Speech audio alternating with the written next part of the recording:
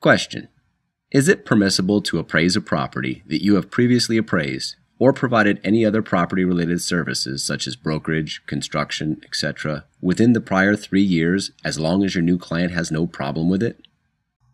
Answer: a definite maybe. If you've performed a property-related service within the prior 3 years, then at the time of the assignment you must disclose this to the prospective client. This allows the client to be fully informed and to make the decision as to whether or not they think that you might have a conflict of interest performing the new appraisal. If your new client thinks that somehow this is a conflict of interest and they don't want you to appraise the property because of your previous property-related service, then that is their decision and you have to respect it. In real life, most clients don't care. However, you still have to make the disclosure, even if you think they already know you provided a previous service. And be sure to keep in mind, even though you may be permitted to do the assignment, you are not permitted to disclose any confidential information from the prior assignment to the new client. Regardless of whether you did or did not provide any property-related services within this time period, the 2012-2013 edition of USPAP requires a disclosure in your certification statement.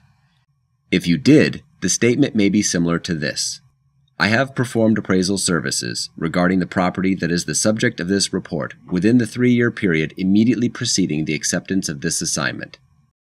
If you did not, the statement may look like this: I have performed no services as an appraiser or in any other capacity regarding the property that is the subject of this report within the 3-year period immediately preceding the acceptance of this assignment. Ideally, you can put it on page 6 of the URAR form in the certification section. Some software companies have a blank on that page where you can type in additional certifications like this.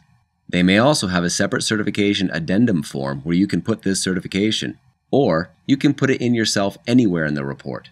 The important thing is that this is a certification statement, and if you put it elsewhere in the appraisal report, for example in the comments on page 3 of the URAR form, you must label this statement Additional Certification.